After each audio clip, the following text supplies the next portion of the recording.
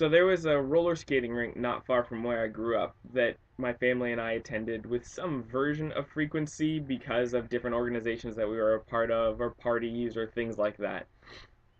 And so over the course of my childhood, I spent a lot of time on a roller skating rink, which kind of like NASCAR, I guess. You don't really remember a lot of the individual laps. You just remember the vague sensation of going around in this sort of motion over and over and over again. But very early on in my roller skating life, I had an experience that was as close to a near death experience as I have yet come. And that was when I was just learning how to skate. I still had the Fisher Price yellow, blue, and red roller skates that you clicked together, and they would go over top of your little teeny shoe. I was probably 5 or 6 years old, is my guess. And as I was skating, I had just sort of gotten off of the whole wall part and drifted into traffic. And there was a lot of oncoming traffic at that particular moment. And so having drifted into traffic, there was a wall of high schoolers that was coming on me very quickly.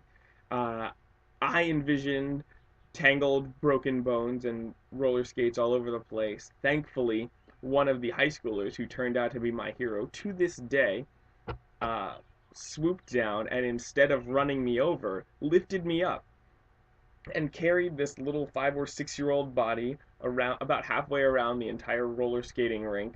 And when he was able to get us down to a controlled speed, gently put me back down on the roller skating rink. I was able to skate on. Mostly I just got off the floor for the rest of the time because I was still a little shaken up, but it was the coolest experience. It was as close as I've come to the feeling of flying, I'd imagine.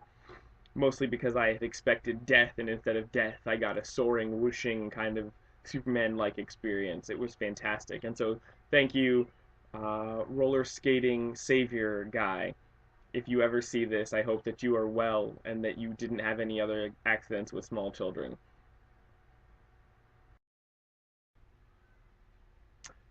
So, the horrors of my near death experience having gone by, and my still being able to function on a skating rink, I learned how to be comfortable with the flat surface, the going around in circles, the uh, those skates themselves, two wheels next to each, four wheels, two next to each other. It was delightful. I enjoyed skating. I even got a pretty good synchronized skate thing with my siblings going for when we were out together. It was a little nerdy, I'm not gonna lie, but it was a lot of fun. Well, as I progressed, however, into the latter part of junior high, even my friends, and by friends I mean my best friend Dan, my brother Phil, and my brother Nick, decided that they wanted to play roller hockey. They had established some sort of long-standing love with a torture device that I have come to know is also referred to as a rollerblade. This is a sick device designed by someone who felt like understanding how to function with one set of wheels on one's feet isn't enough, and that you should be embarrassed by trying to toe stop on your rollerblades. I have bad news. If you try to toe stop on rollerblades, you fall. I know this because I did this. I never got the handle of heel stopping on rollerblades, mostly because I avoided them like the plague after my first two outings on rollerblades. Because not only had they taken away my flat surface and taken away my around in a circle sort of pattern, they had also taken away my side by side wheels and my front brake. There wasn't really a lot to offer as far as rollerblades were concerned, so I didn't use them. My brothers, however, along with Dan, would get themselves into positions where they were going to play roller hockey, only they really, really needed one more person. And so, not wanting to be the spoil sport and wanting to be the nice older brother and wanting to be the good best friend, I would oblige them. I'm fairly certain that they only did this because they knew what would ensue, but I humored them nonetheless. And so I would go outside, and we played roller hockey on the street in front of my house.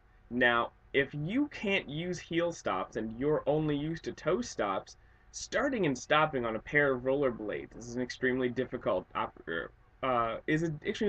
challenge. And so, after trying and failing a few times to do what I watched them do, I decided that the only way that I was going to be able to participate in roller hockey was on my own terms. And my terms were thus: I would watch how whatever action was going on with the 5 or 7 other people on the 3, 5, or 7 other people that were in the street at the time playing hockey, and I would try to deduce, hey, the ball is going to be at approximately this location in the next couple of seconds. Whereupon I would, standing at the curb of one side of the street, use my hockey stick to launch myself forward as fast as I possibly could, hopefully intersecting with the ball at some point in my path, take one massive swing at the ball in the direction that our goal would be. Then, upon arriving at the opposite curve, toss my hockey stick down and land hands first into the grass of the neighbor, or our own grass across at the opposite curve. It was humiliating.